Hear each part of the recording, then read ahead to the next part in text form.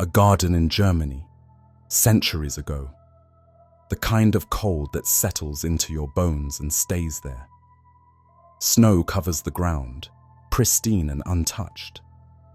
A juniper tree stands at the garden's edge, its branches bare and black against the white. It's an old tree, older than the house behind it, older than anyone can remember. The kind of tree that feels like it's watching you. A woman kneels beneath it, wrapped in wool against the cold. She's peeling an apple, the red skin curling away in long ribbons. Her breath fogs in the air. Her fingers are numb, clumsy with the chill. She's been married for 2 years now. No children yet. She wants one, desperately. The way people wanted children in an age when children were proof that your life meant something, that you would continue after death, that you weren't just a body moving through the world, leaving nothing behind. The knife slips. She gasps, more surprised than hurt. A thin line of red opens on her finger. Blood wells up, bright and vivid, and before she can stop it, a drop falls. It lands on the snow, red on white, brilliant, beautiful. The dark tree behind her, the pale ground beneath, and that single drop of blood like a jewel between them. Something moves in her chest, something old and deep, rising up from a place she didn't know existed, a wish. I want a child as red as blood, as white as snow, as black as the wood of this tree.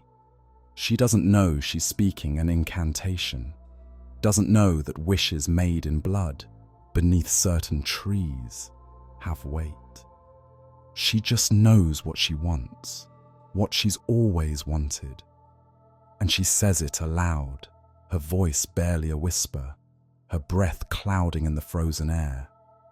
The wind stirs, the juniper branches creak and sway. The tree seems to listen. The months that follow are strange. She becomes pregnant almost immediately, as if her wish had been heard and answered, as if something had been waiting for her to ask. But the pregnancy is difficult. She's sick constantly, unable to keep food down, growing thin and pale, even as her belly swells with new life. The midwives cluck their tongues and shake their heads. Her husband watches her waste away and feels helpless. She spends hours beneath the juniper tree. She can't explain why. Something draws her there, day after day, even when she's too weak to walk without support. She sits with her back against the trunk, feeling the rough bark through her clothes, and she eats the juniper berries. They're bitter, they make her sicker, but she can't stop. It's as if the tree is feeding her something she needs, as if the child inside her requires it. She eats the berries until her lips are stained purple, until her stomach cramps, until her husband finds her collapsed in the garden and carries her inside. The months pass. Winter turns to spring. Her belly grows enormous, but the rest of her shrinks. She's all bones now, all hollows and angles, her eyes huge in her shrinking face.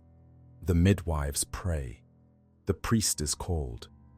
Everyone knows what's coming. And then, on a morning in early summer when the juniper tree is heavy with new growth, the baby comes. It's a boy. Beautiful. Perfect. Red lips, pale skin, dark hair, exactly what she wished for, exactly what she asked for beneath the tree. She holds him for just a moment, sees that he's real, sees that her wish came true. And then she dies. When the child was born, she was so happy that she died. That's how the story puts it. So happy that she died, as if joy could kill you, as if getting what you wanted most could be the thing that destroys you. Maybe that's true. Maybe some wishes cost everything. They bury her beneath the juniper tree. Where else would they bury her? It was her place. her tree, the place where she made her wish and paid for it with her life. The child grows up without her, but not perhaps without her watching. Before we go further, let me tell you what you're about to hear. This is one of the oldest and darkest tales the Brothers Grimm ever collected. It came to them from a painter named Philipp Otto Runge, who claimed he'd heard it as a child in the north of Germany, told in the old dialect, in the old way, the way stories were told before anyone decided they needed to be safe. It's a story about a boy who is murdered by his stepmother, beheaded, butchered, cooked into a stew, and fed to his own father. It's a story about his sister, who gathers his bones with trembling hands and buries them beneath a tree. It's a story about transformation, about a bird that rises from those bones and sings the truth until justice comes crashing down like a millstone from the sky. It's a story about what happens when the dead refuse to stay silent. The Grimms considered it one of the finest tales they collected, one of the truest. Not true in the sense of historical fact. There was no actual boy, no actual bird, no actual murder in a kitchen centuries ago. But true in the way that nightmares are true, that grief is true, that the deepest fears and hopes of the human heart are true. I'm going to tell it to you the way it was meant to be told, not sanitized, not softened, the real version with all its blood and horror and strange, fierce hope. This is the Juniper Tree. Welcome to the Midnight Archives. The boy grows up without a mother, but he doesn't grow up alone. His father remarries. Of course he remarries. This is what men did in those days, in a world where households needed women to run them, where children needed mothers to raise them, where a widower with a young son and a house to manage had no practical choice but to find a new wife.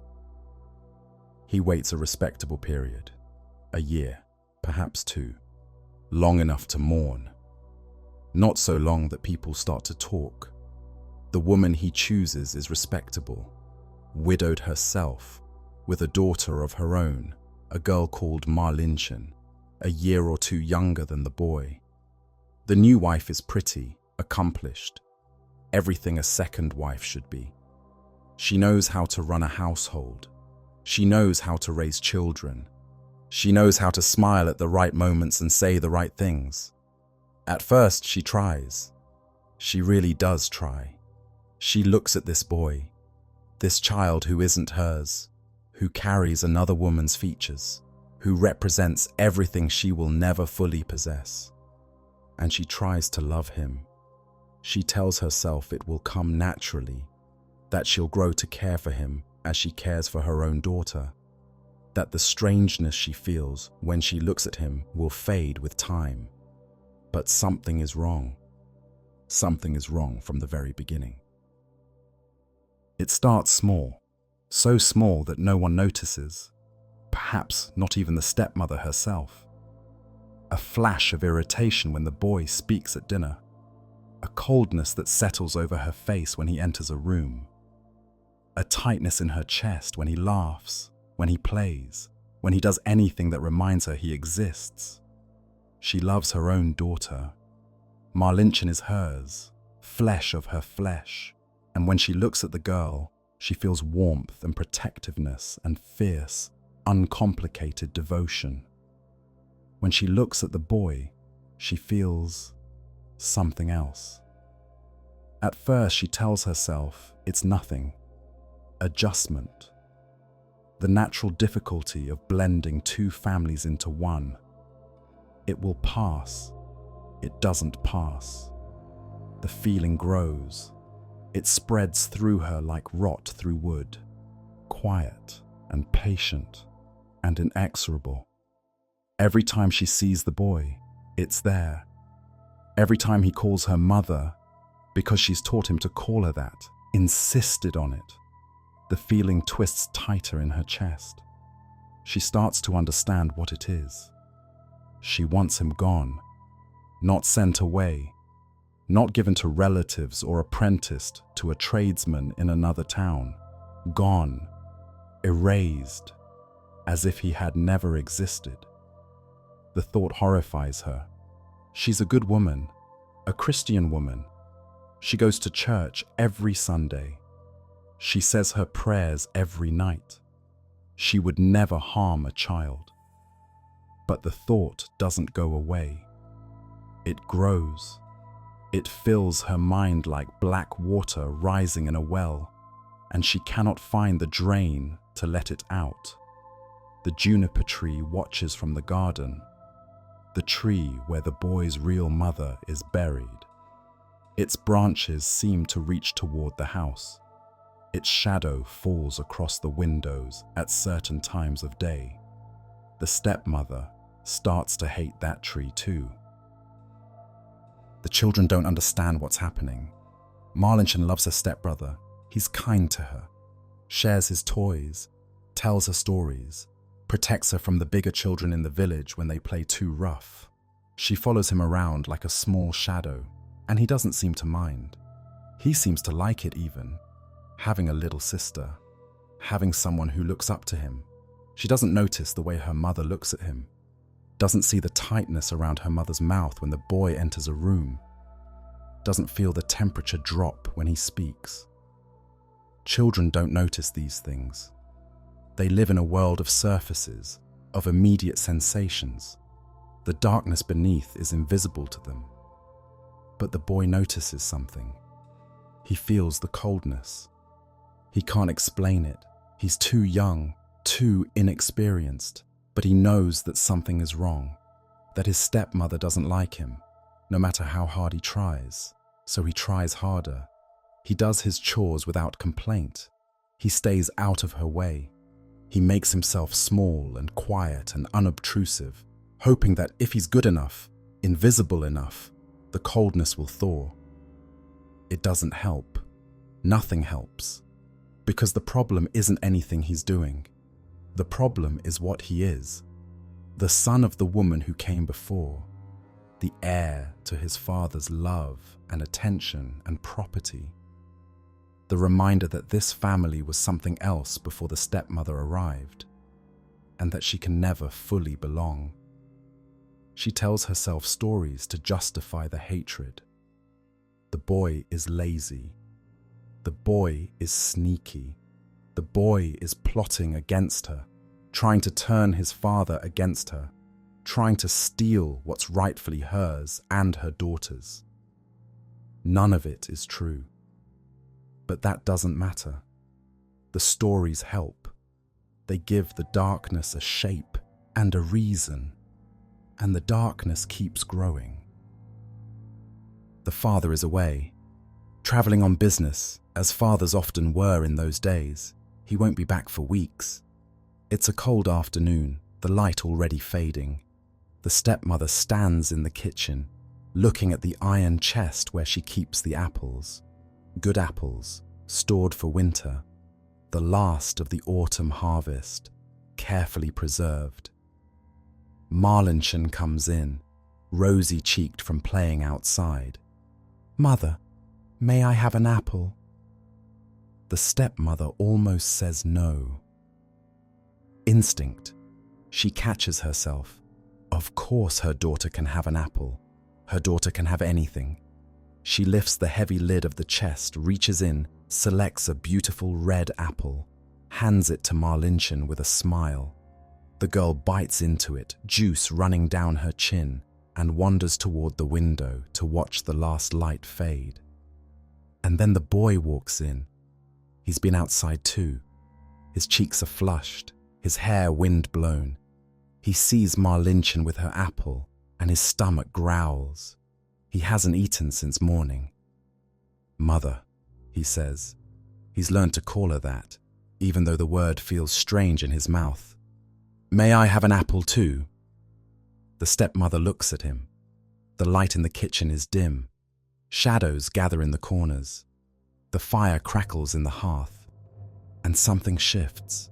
Something that has been building for months, for years, finally locks into place. The darkness rises up and fills her completely, and for a moment, she isn't herself anymore. She's something else, something that has been waiting. "Of course," she says. Her voice sounds strange, distant, like it's coming from very far away. "Come here. Pick one out yourself." The boy approaches the chest. It's a large chest, iron-bound and heavy. The lid is propped open, and inside the apples gleam in the dim light, red and golden green, nestled together like treasures. The stepmother stands beside the chest, one hand resting on the raised lid. "Go on," she says. "Pick a good one. Take your time." The boy leans in. The chest is tall, taller than he is, and the best apples are at the bottom. He reaches down, searching for the biggest, the reddest, the best. "That one," the stepmother says, pointing deeper. "There, at the very bottom. Do you see it?" He stretches further. His feet leave the ground as he leans into the chest, his small body folding over the rim. His head disappears inside, his neck resting against the iron edge. Behind him, Marlinchen is still eating her apple, looking out the window at the darkening sky. She isn't watching. She doesn't see. The stepmother's hand moves to the lid. She doesn't think about what she's doing. If she thought about it, she couldn't do it. So she doesn't think. She just acts. The lid comes down. The sound is... It's a sound that will echo in this kitchen forever.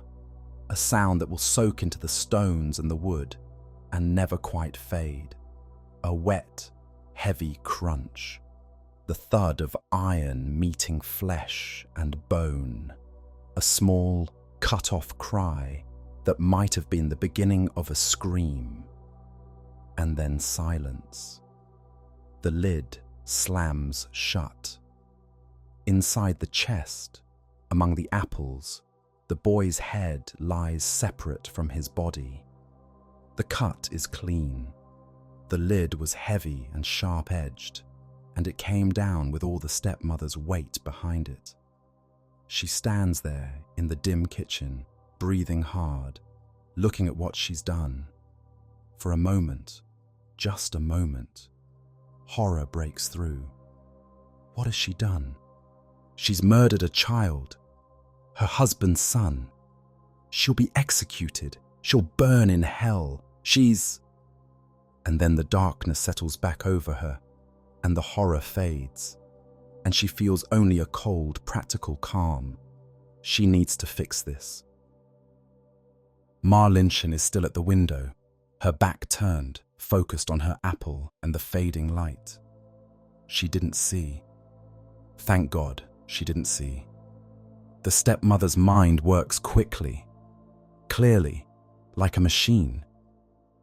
She opens the chest and lifts out the boy's body. It's lighter than she expected. He was always a small child, thin-boned, delicate. She sets him in a chair by the door, arranging him as if he's sitting there waiting. Then with hands that don't shake, why don't they shake? She lifts out his head. She places it on his shoulders, positions it carefully, tilting it just so, making sure it sits right. Almost natural, almost. Blood is seeping from the wound, dark and thick. She needs to hide it. She takes her own kerchief, white linen, embroidered at the edges, a gift from her mother years ago, and ties it around the boy's neck. Tight enough to hold the head in place, tight enough to cover the wound, to hide the blood, to hide everything. She steps back and looks at her work. The boy looks like he's sitting there, pale, still, but normal, almost normal. "Marlinchen," she says, and her voice is steady, calm, as if nothing has happened, as if the world hasn't just ended and begun again in the space of a heartbeat. "I need you to do something for me." The girl turns from the window. Yes, mother? Your brother is sitting by the door. He's been very rude to me today. He won't speak to me, won't answer when I talk to him. I want you to go to him and ask him for an apple. If he won't answer you, box his ears. He needs to learn manners. Marlinchen nods. She's a good girl, an obedient girl. She doesn't question her mother's strange request. She walks to the chair where her stepbrother sits. He does look strange, so pale, so still. His eyes are open but unfocused, staring at nothing. But Marlinchen is young, and children don't think about these things, not the way adults do. Brother, she says, will you give me an apple? He doesn't answer. Brother? Nothing. She remembers her mother's instructions. She raises her small hand and slaps him on the side of the head. The head falls off. It tumbles from his shoulders, hits the floor with a sound like a melon dropped on stone, and rolls across the kitchen until it comes to rest against the wall. The dead eyes stare at nothing. The mouth hangs open. Marlinchen screams.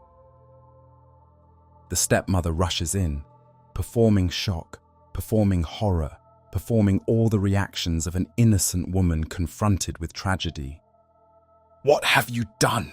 she cries, her voice high and ragged. "What have you done?" "I didn't. Mother, You've killed your brother." The stepmother grabs her, shakes her. "You struck him and his head fell off. What have you done?" Marlinchen is sobbing now, great, heaving sobs that shake her whole body.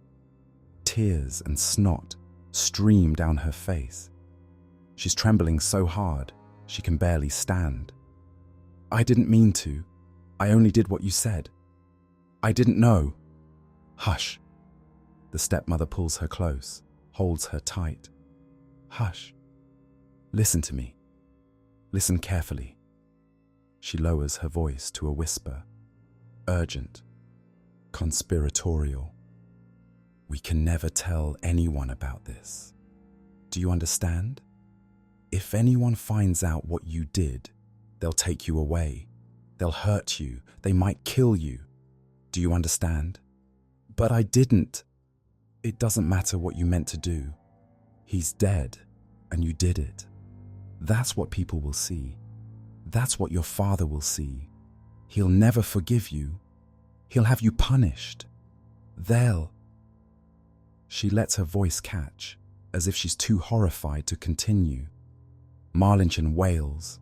She's too young, too terrified, too overwhelmed to think clearly. She doesn't remember that her mother told her to strike him. She doesn't wonder why his head came off so easily, why there was no resistance, no cry of pain. She only knows that she hit her brother and he died, and it's her fault, and the world is ending. "But I can help you," the stepmother whispers. "I can make this go away. No one ever has to know. We'll tell your father that your brother ran away, that he went to seek his fortune or got lost in the woods. We'll hide what happened, and you'll never, ever speak of this again. Not to anyone. Not ever." Marlinchen's sobs are quieting now. She clings to her mother, desperate for comfort, for guidance, for someone to tell her what to do. "What do we do?" she whispers. The stepmother strokes her hair. "Leave that to me." That night, after Marlinchen has cried herself to sleep, the stepmother goes to work. She waits until the house is silent, until the fire has burned low and the shadows have grown thick and dark. Then she lights a single candle, sets it on the table, and begins. She's butchered animals before. Every housewife of her era has.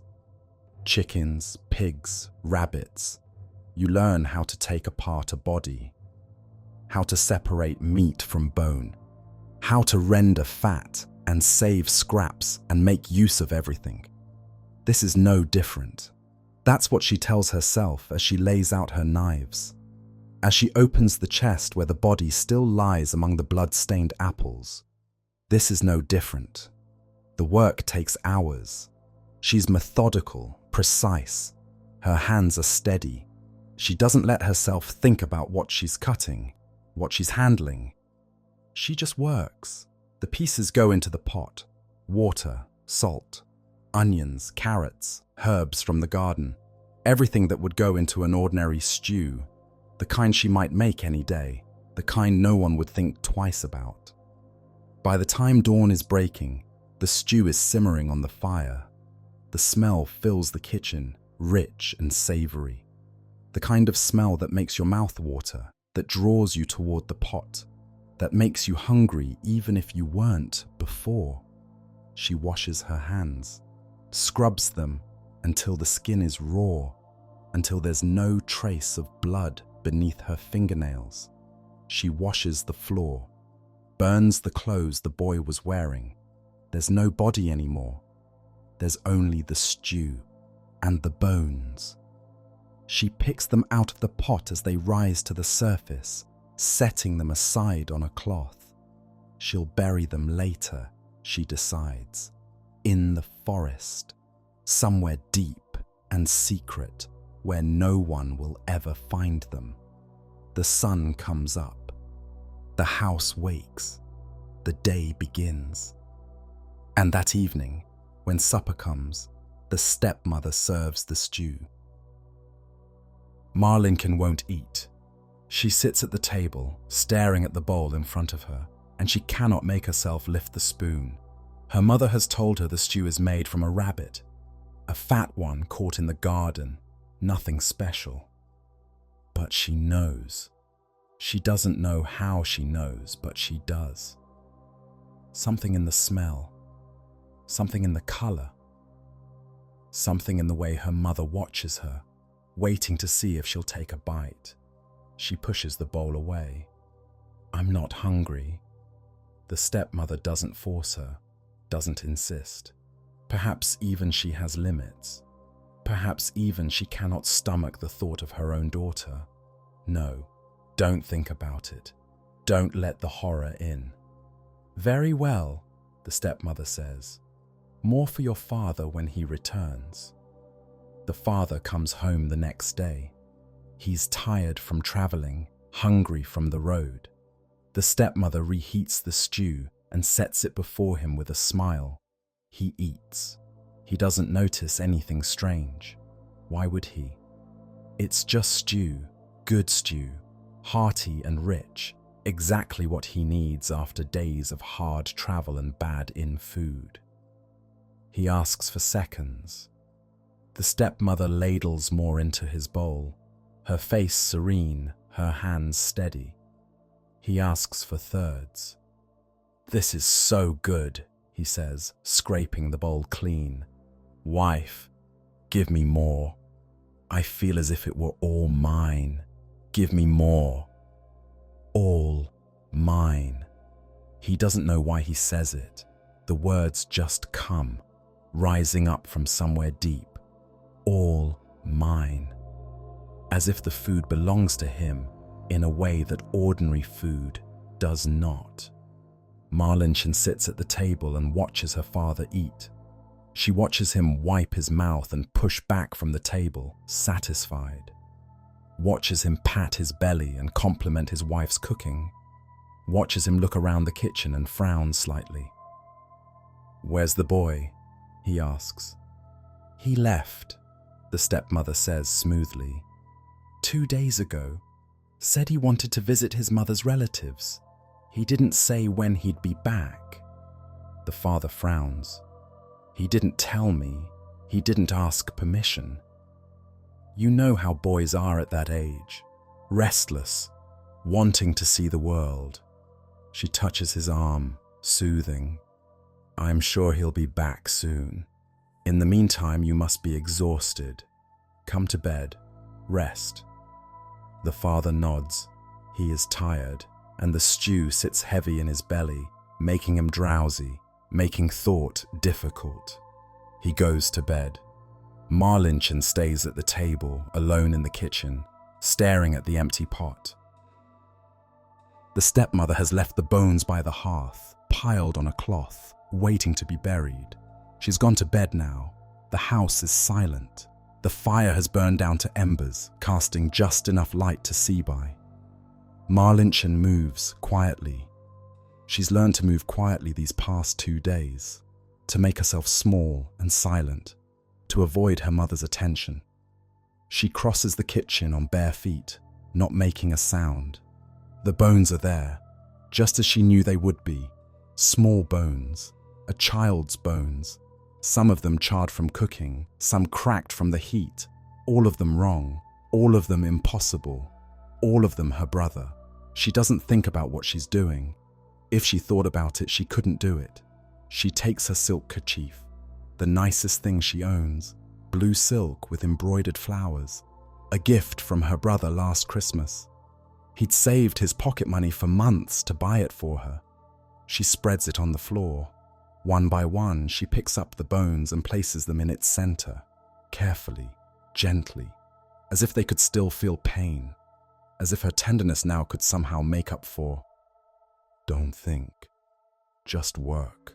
The skull is in pieces. She gathers those too. Every fragment she can find, every shard. When she's done, she ties the corners of the kerchief together, making a bundle small enough to carry. She tucks it under her arm and slips out the back door into the darkness. The night is cold. A sliver of moon hangs in the sky, giving just enough light to see the path. She walks without thinking, her feet carrying her where they need to go, to the garden, to the back of the garden, to the tree, the juniper tree. She's never paid much attention to it before. It was just a tree, just part of the landscape, something that had always been there. But now, in the moonlight, it seems different, larger, more present. Its branches reach toward her like arms. Her stepbrother used to come here, she remembers. He would sit beneath this tree for hours, talking to it, as if someone were listening. His mother is buried here. Marlinchen kneels at the base of the tree and begins to dig. Her fingers scrape at the cold earth, breaking through the frost, pushing aside leaves and debris. The ground is hard, but she keeps going. She has to. She has to put him somewhere safe, somewhere he belongs. When the hole is deep enough, she places the bundle of bones inside, carefully, gently, one last act of love. She covers them with earth, pats the dirt down, sits back on her heels, and then she starts to cry. She cries for her brother, for herself, for the horror of what she's seen and the guilt she's been made to carry. She cries because she's alone, because she's afraid, because the world has become a nightmare and she doesn't know how to wake up. She cries until she has no tears left, until her chest aches and her throat is raw and her whole body feels hollow. The juniper tree stands above her, silent and dark against the stars. But something is changing. The air grows warmer. The branches begin to stir, though there is no wind. A faint glow rises from the earth where she buried the bones, soft at first, then brighter.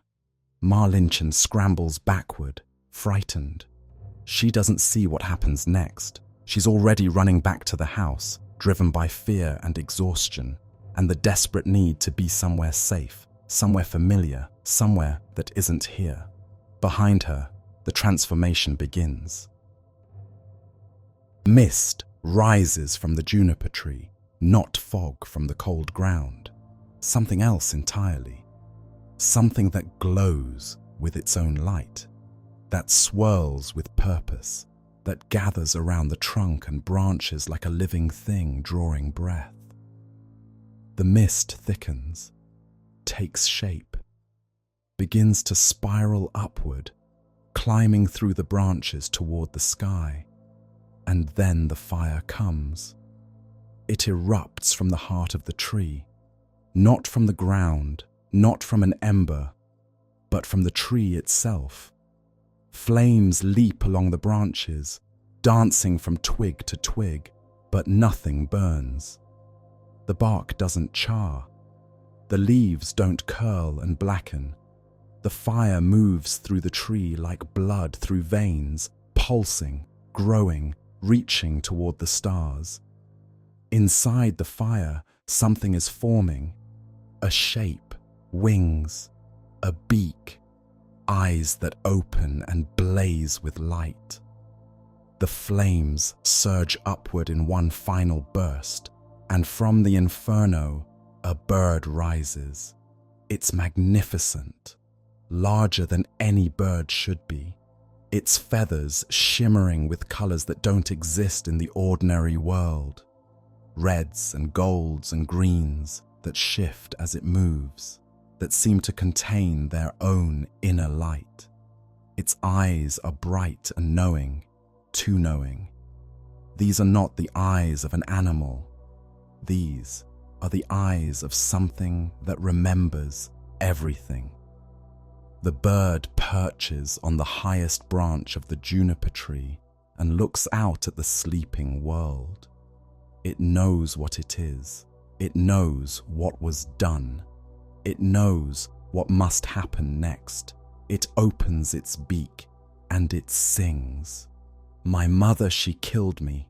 My father, he ate me. My sister, little Marlinchen, gathered all my bones, tied them in a silken cloth, laid them beneath the juniper tree. Kiwit, Kiwit, what a beautiful bird am I.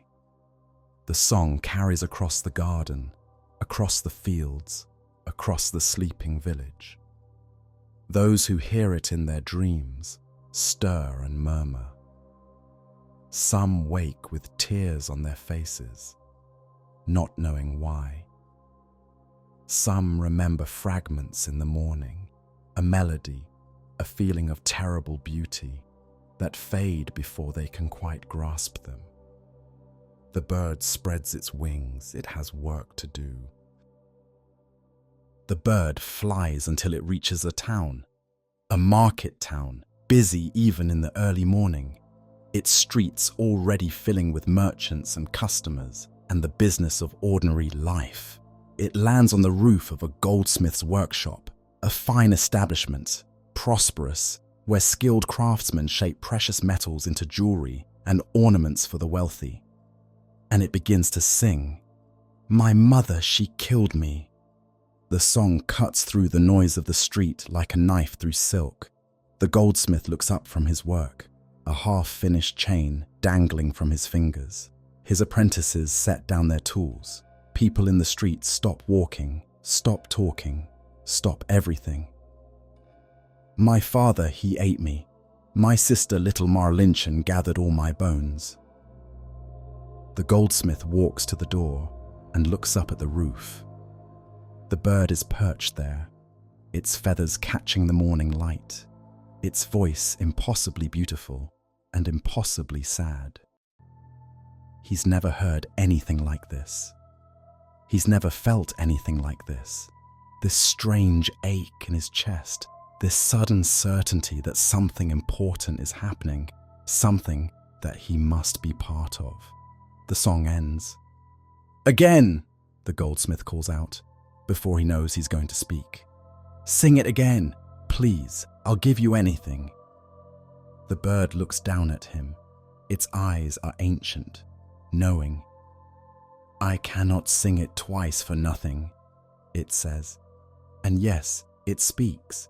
Its voice somehow both a bird's voice and a boy's voice, and something else entirely. Give me that golden chain you're making, and I'll sing again. The goldsmith doesn't hesitate. The chain is half finished, worth more than most people earn in a month. He climbs onto the roof. The apprentices watch in astonishment and holds it out to the bird.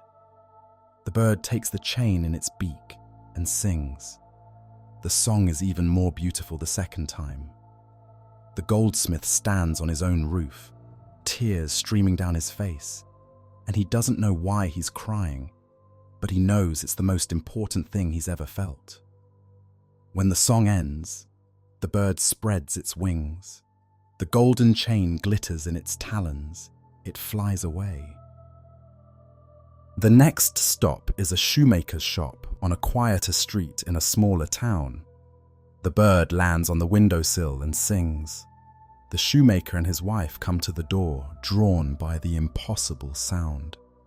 They stand hand in hand, listening, and by the time the song ends, the wife is weeping and the shoemaker's face is pale with emotion.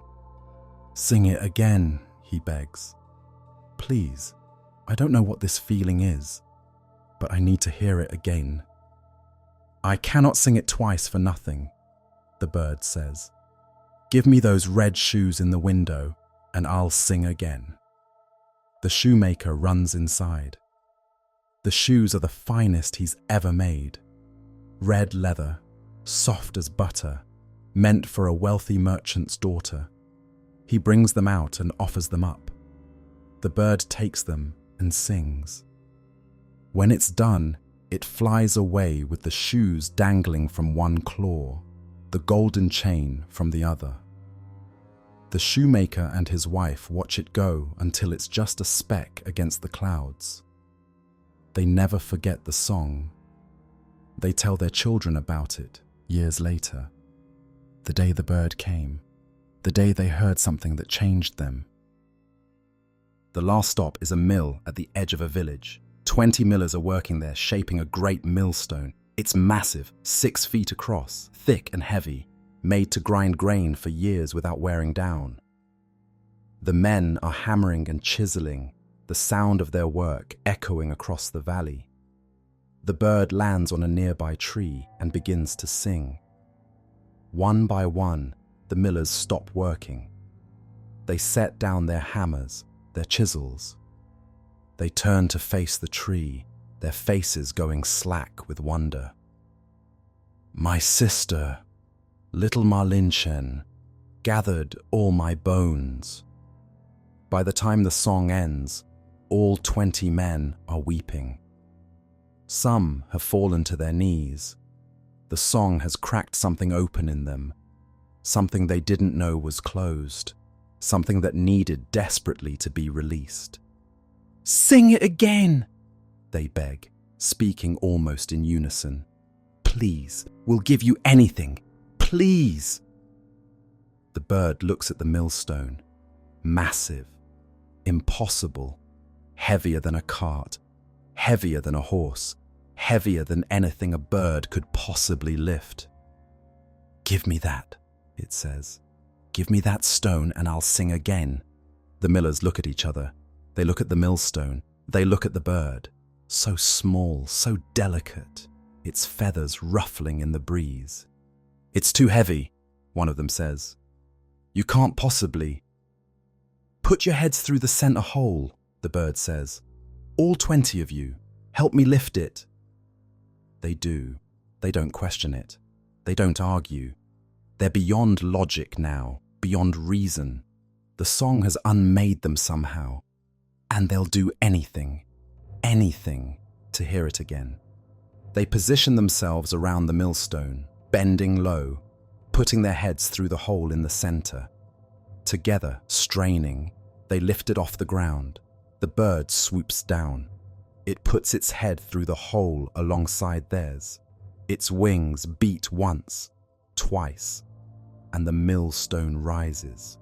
The millers stumble backward, staring in disbelief as the bird carries their massive stone into the sky.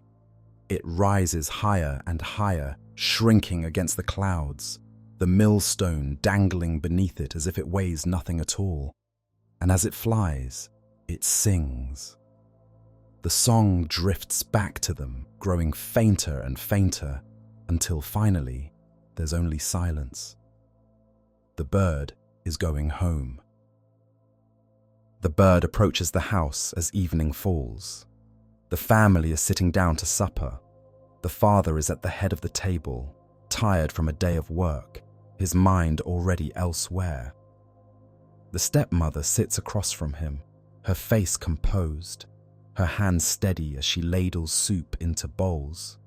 Marlinchen picks at her food, not eating, not speaking. She's barely spoken since that night. She's barely looked at anyone. Through the window, the last light of day is fading, and then they hear it, distant at first, a melody floating on the wind, strange and beautiful and somehow familiar. My mother, she killed me.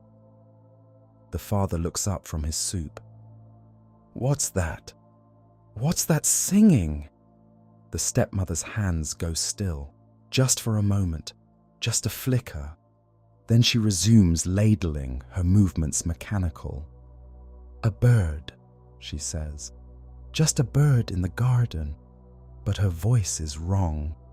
There's something underneath it, something tight and fearful. My father, he ate me. My sister little Marlinchen. Marlinchen is on her feet before she knows she's moving. The words hit her like a physical blow. She knows that song. She knows what it means. I have to, she says, and she's already running for the door, not finishing the sentence, not explaining. The stepmother calls after her, but Marlinchen is gone. Marlinchen bursts into the garden just as the bird lands on the juniper tree. The last light of sunset catches its feathers, making them blaze with color. It's the most beautiful thing she's ever seen, and the most terrible. Because she knows with a certainty that goes beyond thought what this bird is, who this bird is. It's still singing. Gathered all my bones, tied them in a silken cloth, laid them beneath the juniper tree. Kaiwit, Kaiwit, what a beautiful bird am I. The song ends. The bird looks down at her with those impossible eyes. Brother, she whispers, is that you? The bird doesn't answer with words. Instead, it drops something at her feet, the red shoes. She picks them up with trembling hands. They're beautiful, the most beautiful shoes she's ever seen. Soft red leather that seems to glow in the fading light. But she doesn't care about beauty. She only cares about what they mean. Thank you, she breathes. Oh, thank you. Behind her, the door opens. Her stepfather has followed her out. The bird sees him. It begins to sing again. My mother, she killed me. My father, he ate me. The father stands frozen in the doorway. Something is wrong. Something about the song makes him feel sick, makes his stomach turn, makes him remember a meal he'd rather forget. My father, he ate me. He staggers forward, one hand pressed to his belly. The words don't make sense. They can't make sense. And yet some part of him understands. Some part of him has known all along. The bird drops the golden chain. It falls around his neck, settling on his shoulders like a collar, like a noose, like judgment made manifest. He reaches up to touch it, and his fingers tremble. What? He says. What is this? What's happening? The bird just watches him.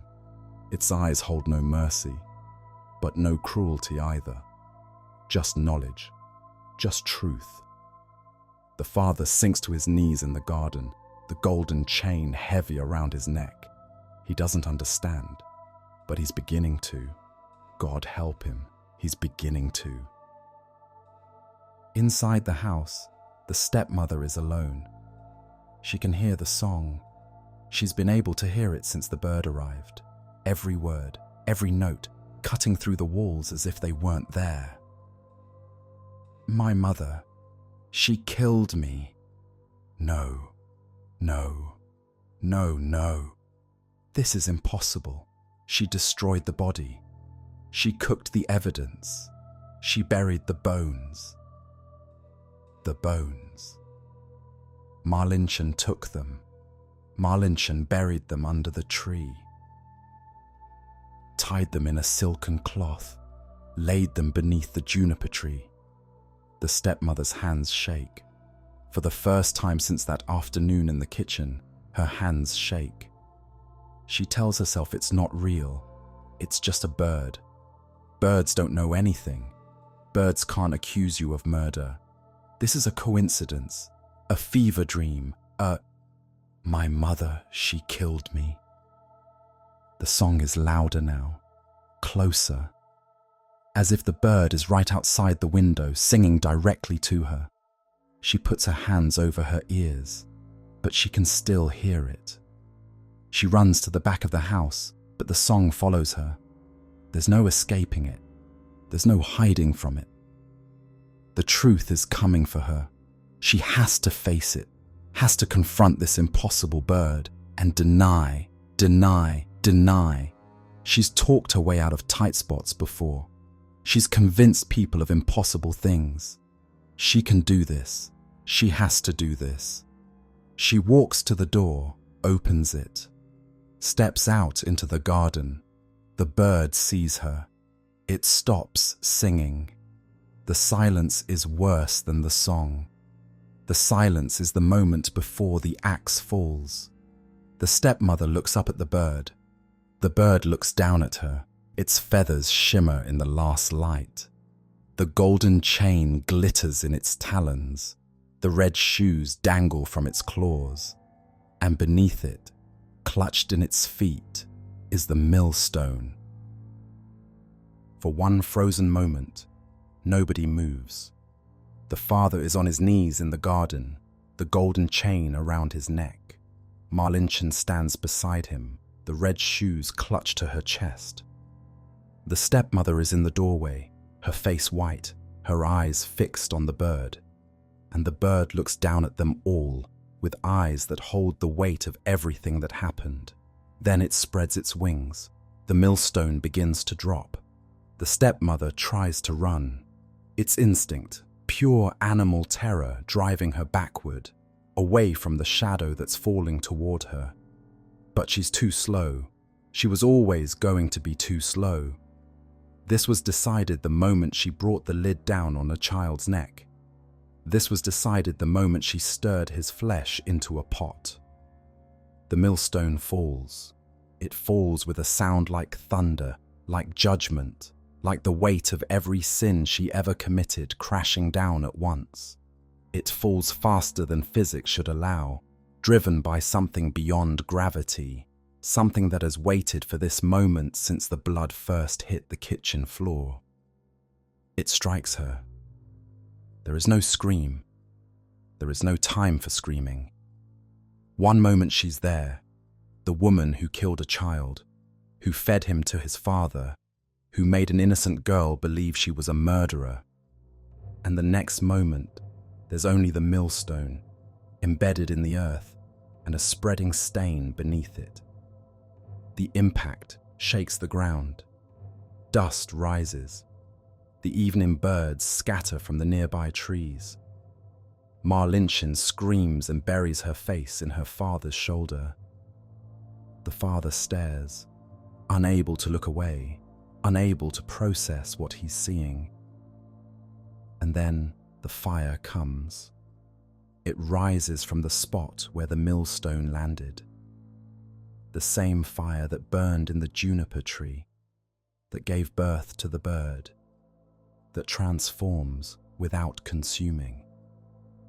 It wraps around the millstone, around what remains beneath it, and it burns. The stepmother burns, not slowly, not with agony. The fire doesn't punish. Punishment was the millstone's purpose. The fire purifies. It consumes what was corrupt and leaves nothing behind. No body to bury, no grave to mark, just flame and smoke and the smell of something ending. The fire burns until there's nothing left. And then, where the millstone stood, where the fire burned, a boy appears. He's standing in the garden as if he'd always been there, as if the past weeks were a dream he's just woken from.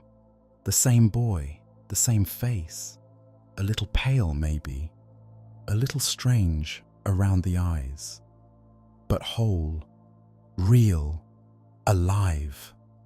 The bird is gone. The feathers that shimmered like fire, the eyes that held centuries of sorrow, the voice that sang the truth until the world cracked open, all gone. There's just a boy now, just a child, standing in his father's garden, looking around as if seeing it for the first time. "Brother!" Marlinchen throws herself at him, wrapping her arms around him, sobbing and laughing at the same time. "Brother, brother, brother." He catches her, holds her.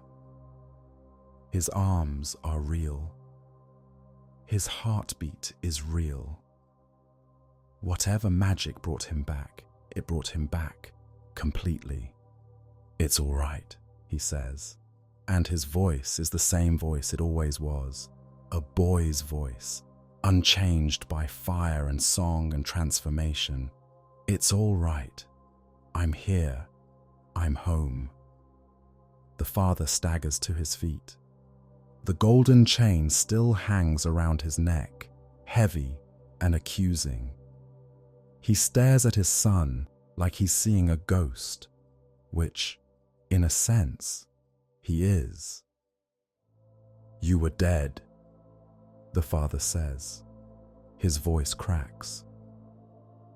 She fed you to me.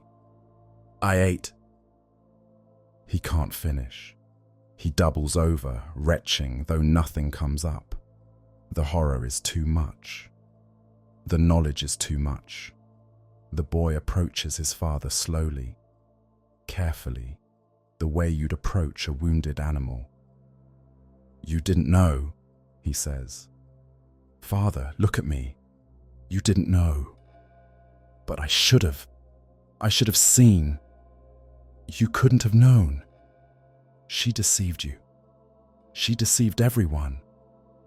The boy takes his father's hands. They're shaking, both of them, father and son, trembling with the weight of what's happened. "It's over now. She's gone. I'm back. It's over." The father falls to his knees again, but this time it's to embrace his son. He holds him so tightly that the boy gasps, but he doesn't pull away. He lets himself be held. He's been dead and buried and transformed and reborn. And all he wants right now is to be held by someone who loves him. Marlinchen joins them. The three of them kneel together in the garden, tangled in each other's arms, crying and laughing and trying to understand. Behind them, the juniper tree stands witness. Its branches sway in a wind that isn't there. Its leaves rustle with a sound almost like words. A mother's voice, maybe, saying, "I kept my promise. I protected him, just as I said I would." The sun sets. The stars come out. The family stays in the garden, holding each other until the cold finally drives them inside. And in the morning, when they wake, the boy is still there, still real, still alive. The nightmare is over. A new story can begin. This is the story as it has been told for centuries, in cottages and castles, in the north of Germany and beyond, by firelight and candlelight, in the old languages and the new, passed from grandmother to mother to daughter, from old man to young man to boy. It's brutal. It's strange. It doesn't apologize for what it is. But what is it, exactly? What were people trying to say when they told this story? What truth were they encoding in this tale of murder and magic and resurrection? Not simply that stepmothers are evil, though the tale does tap into that ancient fear. Not simply that murder will out, though that too is part of it. Something deeper, something about death and what comes after, about grief and what it can become, about love that persists beyond the grave. In Germanic folklore, the juniper was a tree of boundaries. It grew in graveyards, on the threshold between the world of the living and the world of the dead. It was burned to purify houses of evil spirits.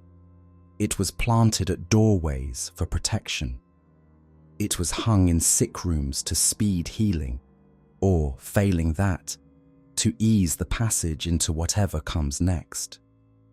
The juniper was a tree that knew about death, that lived on the border, that could reach across to the other side. When the boy's mother is buried beneath the juniper tree, she doesn't simply disappear. She becomes part of the tree itself. Her love, her promise to watch over her child. These things survive in the wood and the roots and the soil. The tree is a grave marker, yes, but it's also a door, a connection, a way for the dead to reach back into the world of the living. This is what the story is really about. Not the stepmother's cruelty, though that's the engine of the plot. Not the father's obliviousness, though that matters too. It's about the mother, the dead mother, who promised her child she would always be there, and who kept that promise beyond death, beyond reason, beyond everything we understand about how the world works. The tree is her love, made visible, made permanent, made powerful enough to reach across death and save her son. The bird's song is part of a much older tradition. Across Europe and beyond, there are stories of murder victims who refuse to stay silent, bones that become flutes and play the truth, skulls that speak the names of their killers, bodies that bleed when the murderer approaches. The dead demand justice. That's the message that echoes through centuries of folklore. You cannot kill and expect silence. You cannot bury the truth and expect it to stay buried. In the juniper tree, the truth literally takes flight. It becomes something beautiful and terrible, a bird with feathers like fire, with a voice that breaks hearts. It travels the countryside, singing its story to anyone who will listen, gathering the instruments of justice as it goes. A chain to mark the unwitting participant, shoes to comfort the innocent, a millstone to crush the guilty. This is what people needed to believe.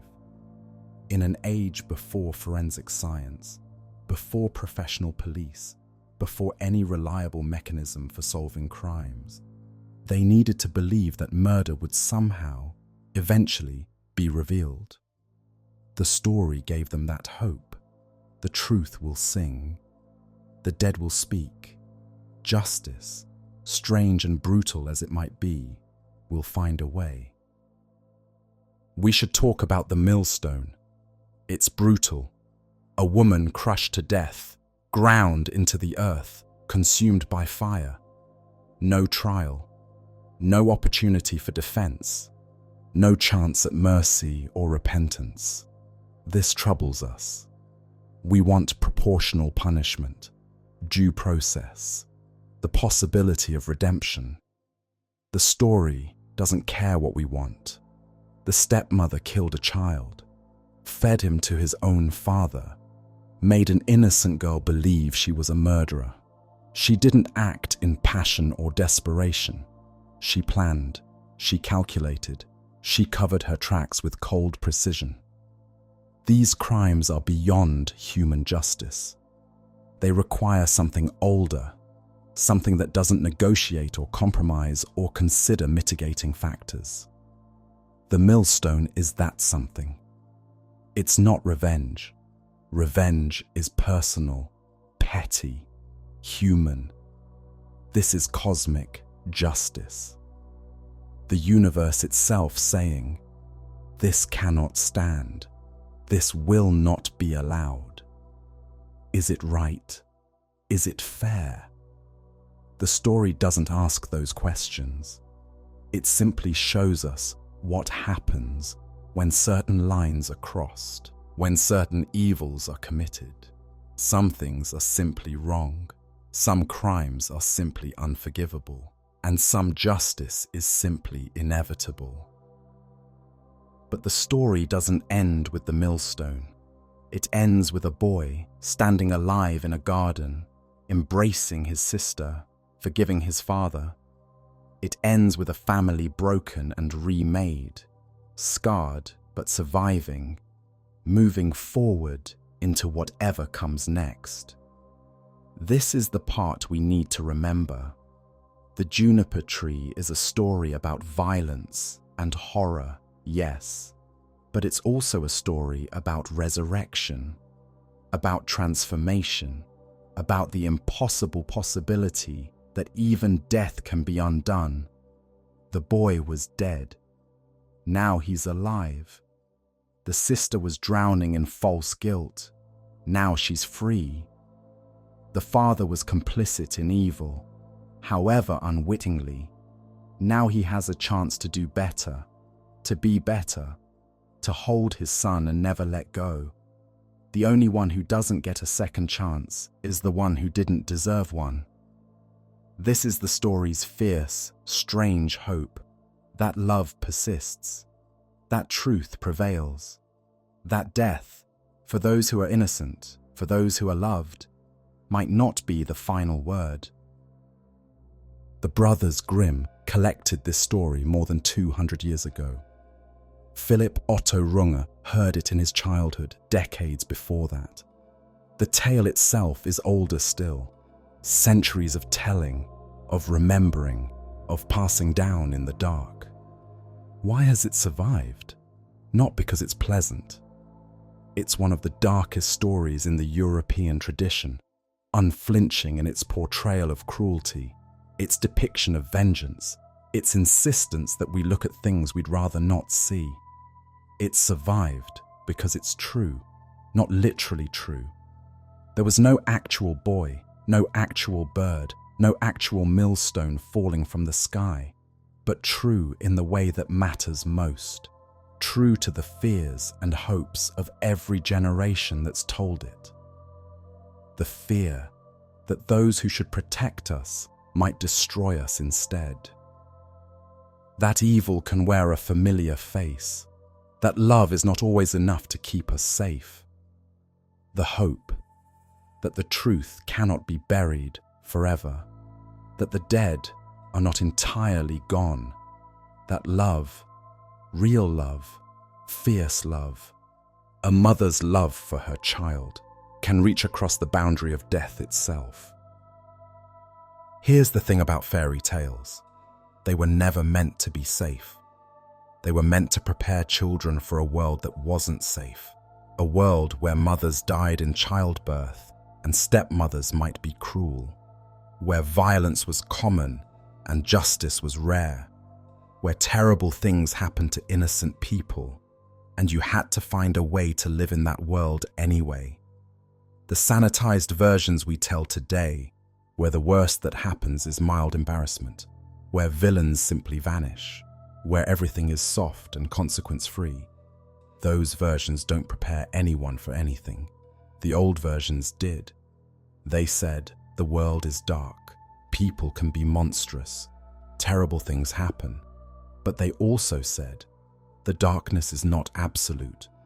Truth has power, love endures. And sometimes, impossibly, miraculously, against all reason, the dead come back. Somewhere, in the world we live in, there are children who need this story, not the ones who are safe and loved, though they need it too, in their way, But the ones who aren't safe, the ones who live in houses where they're hated, endure cruelties no child should endure, wonder if anyone sees what's happening to them. To them, the story says, you are not alone. What's happening to you is not your fault, and the truth will not stay buried forever. To the rest of us, the ones who might be the neighbors, the teachers, the people who could see if we looked closely enough, the story says, pay attention. Don't be the father, willfully blind. Don't ignore what's happening right in front of you. See the children in the ashes. Believe them when they speak. Be the tree if you can, the place where the broken can come and find shelter. A garden in winter, snow on the ground, a juniper tree standing dark against the white. Beneath it, a woman is buried. A mother who loved her child so much that death couldn't stop her from protecting him. In its branches, birds nest, small, bright-eyed birds who remember everything, who carry the truth in their songs, who wait, patient beyond human understanding, for whatever comes next.